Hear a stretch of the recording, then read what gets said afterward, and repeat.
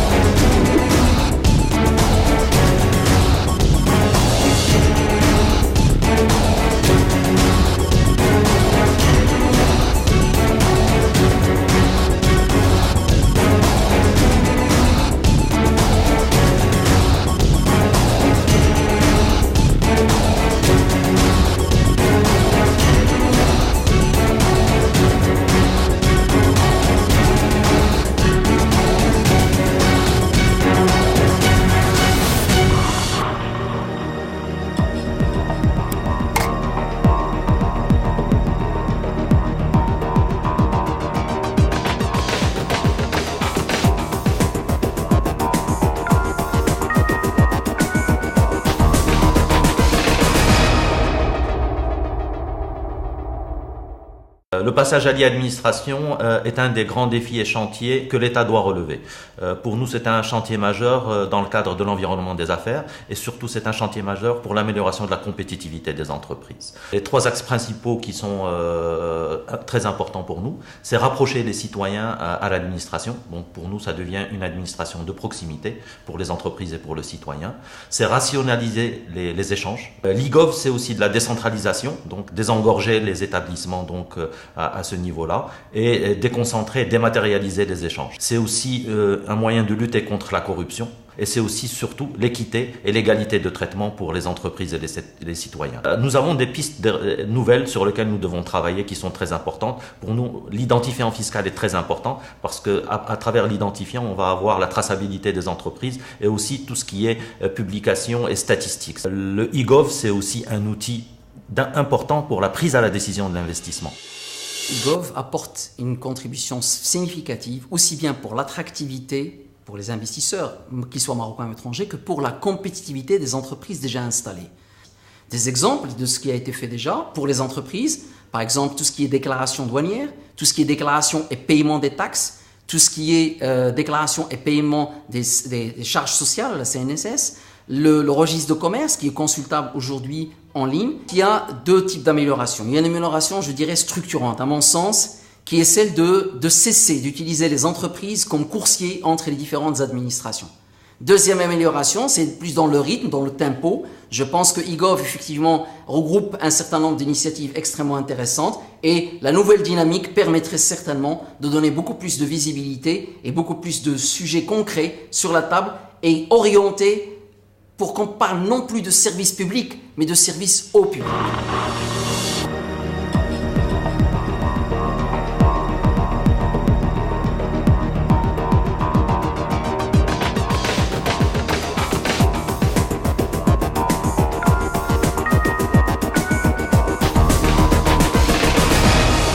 La gestion intégrée de la dépense et le portail des marchés publics, ils ont permis, dans leur version actuelle, à mon sens, 5 points innovants et structurants.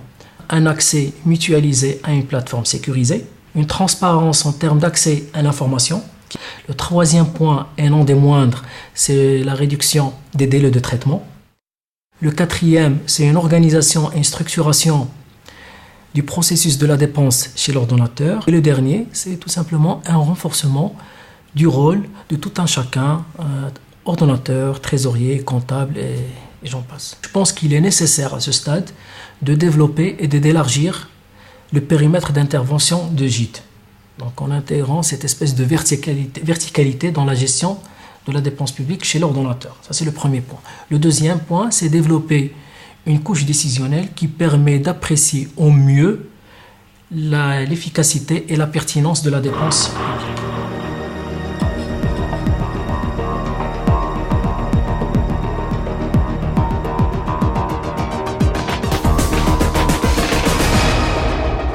أنا أقول بشكل إيجابي أننا جربنا فيها واحد النمط من الحكامة اللي هي كانت حكامة توافقية من خلال واحد النمط اللي فيه بطبيعة الحال إلى بغينا نقولوا واحد اللجنة بين وزارية يترأسها وزير الصناعة والتجارة والتكنولوجيا الحديثة، والتي استطاعت بطبيعة الحال أن تقوم بجهد مشكور في هذا المجال ديال توسيع الخدمات المرتفقين.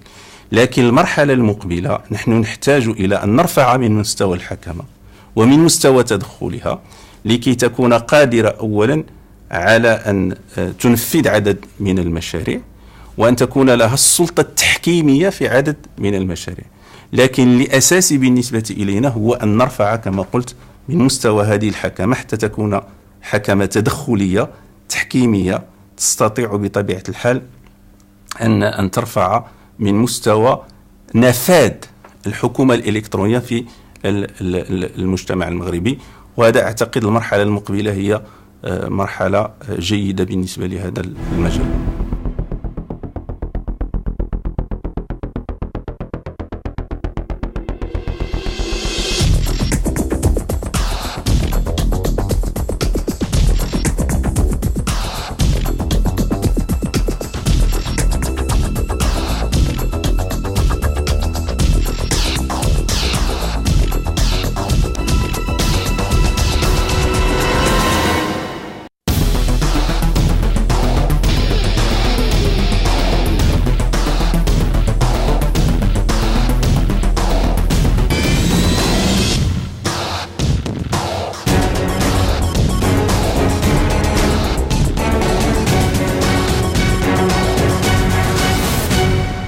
الانطلاق في خارطة طريق جديدة ستعتمد أساسا على اتجاه نحو الشباك الإلكتروني الواحد ما يسمى بالجيشي يونيك. المستوى الثاني هو ما نسميه قاعدة للربط والتبادل بين الإدارات يلج المواطن من خلالها إلى الإدارة ويتم الربط بين مختلف الإدارات.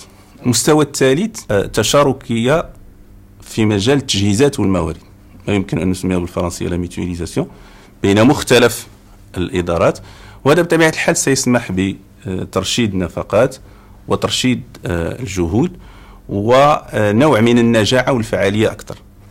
والمستوى الخامس وهو أساسي هو إشراك المستعمل، يعني إشراكه أولا قبل أن تنطلق الخدمات الموجهة له، وإشراكه إبان تقديم هذه الخدمات، وبعد ذلك بطبيعة الحال أخذ الرأي ديالو أو ما يسمى بتتبع الأثر على مستوى هذه الخدمات التي يتم تقديمها. والمستوى السادس هو أن يتم تنويع قنوات تقديم الخدمات.